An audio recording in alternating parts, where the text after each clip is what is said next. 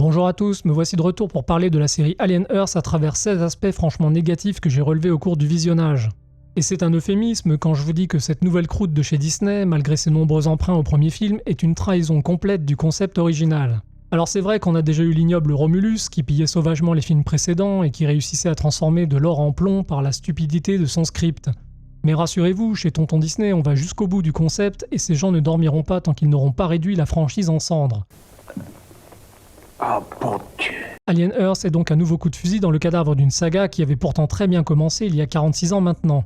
Et si jamais vous trouvez que je suis trop dur, je vous invite à jeter un œil sur ma vidéo précédente dans laquelle j'ai isolé et mis en évidence quelques aspects positifs de la série. Aussi, attention, il y a de nombreux spoilers par la suite, donc si vraiment vous avez décidé pour je ne sais quelle raison obscure de regarder Alien Earth sans a priori, peut-être vaut-il mieux que vous mettiez cette vidéo de côté en attendant. Pour les autres, allons-y, voici 8 premières raisons de détester Alien Earth. Point numéro 1, des références culturelles forcées.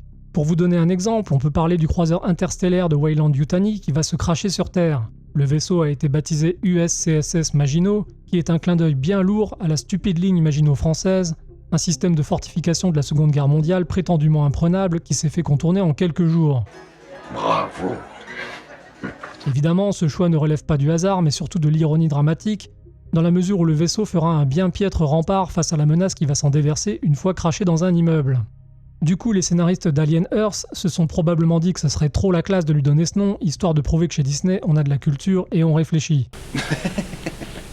Malheureusement, leur métaphore n'a aucun sens ni d'un point de vue narratif, ni d'un point de vue militaire. Déjà, on comprend mal pourquoi une entreprise manifestement américaine affublerait son vaisseau d'un nom français, qui plus est chargé de honte. C'est un peu comme si la prochaine fusée Ariane était baptisée Richard Nixon ou si Dassault appelait le successeur du Rafale le Biden. Ensuite, le Maginot n'a rien d'un rempart dépassé ou mal conçu et c'est pour de toute autre raison qu'il finira sa course en plein centre-ville. La symbolique ne tient donc pas. Bref, chez Disney on se croit malin et on aime bien forcer les références culturelles pour se donner des grands airs.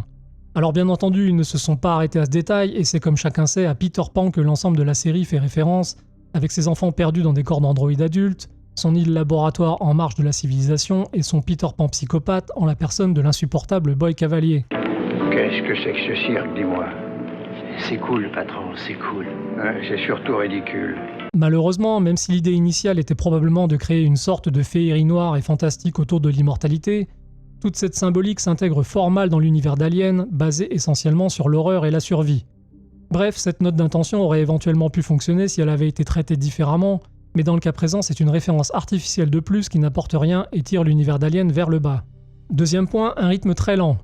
Dans leur volonté de bien faire, les créateurs de la série ont opté pour un rythme très indolent, qui est bien entendu calqué sur la jolie montée en suspense du film de 1979. Le choix était parfaitement louable, sauf que pour que ça fonctionne correctement, encore aurait-il fallu que les autres aspects de la série tiennent la route, et comme on va le voir, on en est bien loin. La tension est presque totalement absente de Alien Earth, qui préfère nous servir des scènes répétitives, des dialogues idiots, du prêchi-prêcha woke et des temps morts qui desservent nettement la narration. Qu'est-ce qu'on s'amuse ici? Oubliez donc tout de suite la gestion de la menace parfaitement millimétrée que vous avez vue dans le Alien de Ridley Scott. Il n'en est aucunement question ici. Et pour les très rares moments où il se passe quelque chose, je vous renvoie à ma vidéo précédente. Troisième point, une diversité anachronique. Alors que les choses soient claires entre nous, je me fous royalement de savoir s'il y a des Noirs, des Blancs, des Indiens, des Arabes, des Pygmées ou des Reptiliens dans le vaisseau spatial Maginot. Sauf quand ça vient créer un anachronisme suspect comme c'est le cas ici. Le Maginot nous propose donc un équipage ultra divers qui ressemble aux grands rêves mouillés de nos dirigeants actuels. Si j'étais méchant, je dirais même que Noah Hawley, le créateur de la série, a oublié d'y intégrer un Chilien, un Brésilien et un Esquimau, ce qui rappelle évidemment les heures sombres de notre histoire. George est un fasciste de merde! Un fasciste de merde! Mais soyons sérieux 5 minutes. Toute cette mise en scène est bien entendu cousue de fil blanc. Vous l'avez compris j'espère, la diversité est forcée dans un but uniquement idéologique et on trouve bien dans l'équipage un ou deux occidentaux blancs, mais ils sont surtout là pour incarner des archétypes négatifs comme les mécaniciens un peu agressifs ou la cadre peureuse qu'il faut rassurer malgré sa position. Ceci étant dit, n'exagérons rien et sachez qu'en dehors de l'agent de sécurité Morrow, tous les personnages sont réunis par leur niveau de bêtise exceptionnel qui transcende leurs origines. Vous me rassurez. Maintenant, pas besoin d'être un grand observateur pour se demander où est passée toute cette diversité sur le Nostromo dont les aventures se déroulent 2 ans après seulement. Je rappelle que sur le Nostromo, dans Alien donc, tout l'équipage est hyper masculin, y compris les femmes dans leur comportement, et on n'y trouve pas une once de multiculturalisme en dehors du personnage joué par Yaphet Kotto. En bref, dans Alien Earth, l'idéologie sociale précède le récit et le résultat est presque comique pour le coup. Peut-on par exemple en déduire qu'une réinitialisation idéologique aurait eu lieu entre 2120 et 2122, avec en plus un retour de l'intelligence? Si c'est le cas, ça laisse entrevoir une lueur d'espoir pour notre monde actuel. C'est pas impossible, hein. Enfin, puisqu'on est sur les anachronismes, et sans parler cette fois d'idéologie, on peut aussi se demander légitimement où sont passés les cyborgs comme Morrow dans le Alien de Ridley Scott, ou le Aliens de James Cameron. Mais gageons que pour le moment, on n'aura pas la réponse à cette brûlante question. 4e point, des stéréotypes woke, en veux-tu, en voilà. Dans Alien Earth, vous allez rapidement faire la connaissance de Boy Cavalier, une sorte d'homme-enfant prodige, efféminé, multimilliardaire, puéril et surtout narcissique. Il dirige Prodigy, une entreprise dédiée à la recherche de l'immortalité par le développement d'organismes synthétiques. Mais il présente d'autres caractéristiques qui devraient vous évoquer des souvenirs si vous suivez la chaîne. Le mec ne sait pas se tenir, se lave quand il en a envie, il est coiffé comme un dessous de bras et se vautre sur des fauteuils les pieds à l'air à longueur de journée dans des ponchos informes et autres robes de chambre molle en soie du Tibet. Est-ce que ça ne vous rappelle pas quelqu'un? Regarde ça. C'est un travesti. Bravo si vous avez trouvé, et oui, c'est un peu le pendant masculin, enfin ça il faut le dire vite, disons surtout le pendant maléfique de la capitaine Hake de Starfleet Academy, qui cultivait comme lui un goût pour la nonchalance et les odeurs de pied en plein cœur de l'action. Et encore, il faut s'estimer heureux que ces deux gugus occupent des postes à responsabilité, sinon ils auraient aussi des cheveux bleus et un anneau dans le pif.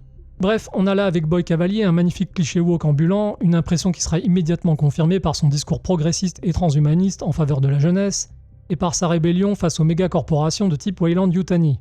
Ce n'est pas humain, cette chose. On aurait presque l'impression que toute l'industrie scénaristique a recyclé le même prototype de patron anticonformiste. Ensuite, comme second cliché woke, on va trouver Joe, le frère de Wendy. Il est médecin et possède par ailleurs un certain nombre de caractéristiques qui me permettent aisément de le ranger parmi les plus beaux spécimens de la série. Le mec est épais comme un sandwich SNCF, il est nettement émasculé, se promène avec un air géniard permanent sur le visage et on ne peut pas dire qu'il soit très malin. Ses réflexions sont en général complètement idiotes quand il ne se met pas à débiter des discours lénifiants comme en seconde moitié de saison. Il se planque sous les jupes d'une femme. Il finira même par énerver sa sœur Wendy, c'est dire s'il est pénible. Autre problème, les vilains blancs riches. Alors que le vaisseau Maginot s'est écrasé au pied d'une tour en plein centre-ville et alors que les équipes de secours parcourent le bâtiment, elles tombent par hasard sur une bande de guignols en train de festoyer en tenue de cour et perruque poudrée du XVIIe siècle. C'est une séquence qui a été énormément commentée sur le web, et pour cause. La scène se voudrait drôle, mais elle est surtout parfaitement stupide de par sa gratuité et par son contexte. Déjà, ils auraient dû entendre les explosions, ou à défaut sentir les légères vibrations qu'a dû provoquer le crash d'un gigantesque vaisseau spatial dans leur immeuble. Il y avait un airbag qui ne s'est pas ouvert. Mais n'insistons pas trop là-dessus, quand l'idéologie s'en mêle, les scénaristes n'ont que faire de la vraisemblance. Évidemment, c'est encore une critique en forme de crotte de nez, de la soi-disant dépravation de l'homme blanc capitaliste, ou quelque chose dans ce style. Ils seront d'ailleurs balayés quelques minutes plus tard par l'Alien, qui devient donc sous la plume des scénaristes une sorte de grande machine purificatrice woke. Tout ce passage est à la fois grotesque et idéologiquement connoté, et s'il y a effectivement une décadence à pointer du doigt, elle n'est certainement pas du côté où le pensent les créateurs d'Alien Earth. N'écoute pas tout ce qu'on me dit. Les femmes sont à la manœuvre. Dans un script où les hommes sont faibles et stupides quand ils ne sont pas carrément maléfiques, à l'exception de Morrow peut-être, ce sont les femmes qui dirigent. Wendy s'arroge la position de chef des androïdes enfants perdus et en vient rapidement à donner des ordres à tous les autres. Un schéma qui ne fera que s'aggraver en fin de saison avec les deux autres filles qui deviendront des sortes de lieutenants. Et ce n'est pas l'endive qui lui sert de frère qui viendra la contredire, et encore moins les deux jeunes garçons complètement paumés. Ce n'est pas mieux du côté du couple de scientifiques qui travaille sur l'île avec Boy Cavalier. L'homme affiche un comportement doux, protecteur et féminin pendant que sa femme prend une succession de décisions de plus en plus dures contre la vie de son mari, à mesure que l'intrigue se développe. C'est pas naturel ce qui arrive, je te jure! Autre point, le débat politique. Ça, c'est une scène qui m'a bien fait rigoler et je pense que malheureusement ce n'était pas le but. À un moment donné, Boy Cavalier et Yutani se rencontrent enfin pour négocier un accord. La discussion est arbitrée par un personnage neutre, nommé par les 5 grandes corporations qui dirigent le monde, afin que l'échange se déroule équitablement dans un cadre juridique bien défini. Là, j'ai quand même été surpris de voir l'arbitre laisser Boy Cavalier interrompre Yutani à tout bout de champ, ramper sur la table et escurer les doigts de pied devant tout le monde, juste après avoir tenu un discours qui interdisait ce genre de comportement. Ça vous étonne? En fait, si on nommait les histoires de pied, ça m'a instantanément fait penser aux débats politiques de nos chaînes de télé françaises, dans lesquels des animateurs soi-disant impartiaux ont en fait parti pris pour un côté plus que pour l'autre. Vous avez donc droit à un débat entre Prodigy à gauche et Yutani à droite, animé par le David Pujadas du futur. Et tout ça tournera comme vous l'imaginez. Enfin, pour en finir sur ce point, il faudrait parler du personnage de Wendy alias Marcy, mais comme c'est un énorme morceau, j'ai préféré lui consacrer un numéro entier dans la suite. Point numéro 5, des invraisemblances à profusion. Heureusement que le ridicule ne tue pas, sinon les créateurs de la série seraient déjà tous morts foudroyés sur place. Premier détail, le nettoyeur. Le premier détail que vous remarquerez, c'est cet étrange individu qui traite les moisissures dans les couloirs de Prodigy en combinaison hazmat intégrale. Le mec est filmé comme un tueur à gages dans un film noir, mais n'allez pas imaginer un instant qu'un espion se cache derrière ou qu'il sert à quelque chose dans l'histoire. Non, c'est juste une sorte de femme de ménage. Un grand gars avec des drôles de fringues, un coup je te vois, un coup non. On peut aussi s'étonner de le voir ainsi protégé alors que des enfants malades et des médecins circulent juste à côté sans protection. Allez comprendre. Deuxième point, vous allez rapidement découvrir si vous regardez la série que Wendy possède une force absolument surnaturelle avec son nouveau corps d'androïde. Et on reviendra dessus plus loin, mais disons pour le moment que c'est probablement aussi le cas de ses jeunes compagnons qui sont tous comme elle, des enfants autrefois mourants transférés dans des corps synthétiques. Désormais ils sont quasiment invincibles, sans parler des problèmes psychologiques graves qui peuvent survenir après une telle opération. Eh bien croyez-le ou pas, mais aucun mécanisme de sécurité n'a été prévu pour les calmer en cas de pétage de plomb. Tout le monde peut se tromper, l'erreur est humaine. Donc chez Prodigy, de deux choses l'une, soit ils sont parfaitement cons, soit ils aiment vivre dangereusement. Et plus j'y pense, plus je me dis qu'il y a peut-être une troisième raison encore plus idiote. Comme on est dans un univers complètement woke, donc incohérent et écrit avec des moufles, les scénaristes ont dû se dire que pour des raisons humanistes, il n'était pas question de mettre en place un mécanisme de désactivation sur les androïdes. Une noble idée qui vient lutter avec une autre partie du script qui laisse entendre que les synthétiques sont des produits. Et vu comme la saison se termine, je suis sûr que Boy Cavalier aurait aimé avoir cet interrupteur à portée de la main. Tout ça n'a aucun sens. C'est effrayant. Autre point, les secours. Le vaisseau Maginot se crache en plein milieu d'une ville immense et densément peuplée, dans un immeuble monstrueux d'une centaine d'étages, et tout ça non sans raser un ou deux autres immeubles au passage. Soyez rassurés car la réponse des autorités sera à la hauteur de ce cataclysme urbain puisqu'ils vont envoyer le paquet, à savoir 2 blindés et un médecin. À aucun moment la série ne montre l'ampleur réelle de la catastrophe et préfère jouer sur le micro-drame intimiste du médecin Joe, pourtant sans intérêt, et les déambulations maladroites des 2 troufions un peu idiots qui l'accompagnent. J'ai glissé, chef. C'est vaguement compréhensible par certains côtés, et j'imagine qu'il y avait des choix à faire au niveau du budget, mais ça reste un petit peu dommage. La psychologie. Apparemment, personne ne s'est demandé si c'était vraiment une idée si géniale que ça d'envoyer des enfants, même androïdes, dans une mission de recherche et de sauvetage pendant laquelle ils vont rencontrer de nombreux cadavres et des espèces extraterrestres mortelles. Excellente idée. D'ailleurs, en dehors de Wendy, qui aura comme toujours le beau rôle, ils ne servent absolument à rien pendant cette mission, sachant que pour un adulte ce serait déjà un travail possiblement traumatisant, on n'est pas tellement surpris de la teneur des événements qui suivront. Question matérielle, on est dans un futur technologiquement très avancé, on voyage dans l'espace, on fabrique des humanoïdes, mais pour qu'un écran se mette à fonctionner, il faut taper dessus avec la main comme sur une vieille télé cathodique des années 80. Comment cela a-t-il pu se produire? Une scène absurde qui reflète très bien la paresse des scénaristes d'Alien Earth. Question péripétie improbable, l'équipe de secours qui vient chercher des survivants dans l'espace laisse rêveur. Les 2 militaires prennent des risques inconsidérés au point de sauter sans sécurité à travers une cage d'escalier complètement défoncée et d'entraîner dans une chute mortelle le malheureux médecin qui les accompagne. Mince, quelle poison ces deux-là. C'est pas ça, sergent. C'est qu'ils ont été bien entraînés. Le fameux Joe n'en mourra finalement pas, mais ce n'est pas grâce à ses qualités athlétiques, ça je peux vous le dire. Il y a d'autres raisons tout aussi détestables sur lesquelles je me pencherai plus loin. Enfin, le cas de Wendy. Alors Wendy, c'est un peu la source de tous les problèmes de la série et on y arrive bientôt, mais en attendant, sachez juste que Wendy est capable de communiquer avec l'électronique juste en posant sa main sur un écran. Assez tôt dans les épisodes, elle utilisera ce super pouvoir pour analyser en détail les caméras de surveillance du Maginot afin de localiser précisément son frère. Pas mal, non? Bravo. Pas une bonne idée. Une idée généreuse. Donc si elle bénéficie de ce type d'accès privilégié au matériel, elle devrait connaître aussi le numéro de l'étage où se trouve la caméra. Eh bien non, c'est beaucoup plus rigolo de se retourner et de demander ça sur un ton péremptoire aux militaires qui la regardent avec un air interdit. La scène n'a aucune logique et son seul objectif est de nous montrer une Wendy dominatrice et agressive dans la grande tradition du féminisme contemporain. On a aussi une déconnexion entre le scénario et l'action. Certains personnages évoquent parfois un danger très important sans que leurs actions n'y correspondent. Comme quand un soldat dit au médecin que le bâtiment risque de s'écrouler et qu'il reste planté tranquillement à discuter sans trop se presser.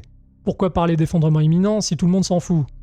Inversement, quand les secours tombent sur les guignols déguisés en Louis XVI, il leur recommande d'aller prendre l'ascenseur dans un immeuble qui va se casser la gueule, avec un sérieux inébranlable qui m'a là aussi fait sourire. Notons aussi au passage que l'immeuble en question est parfaitement désert en dehors des créatures échappées du labo et des fêtards décadents peinturlurés façon 18e siècle.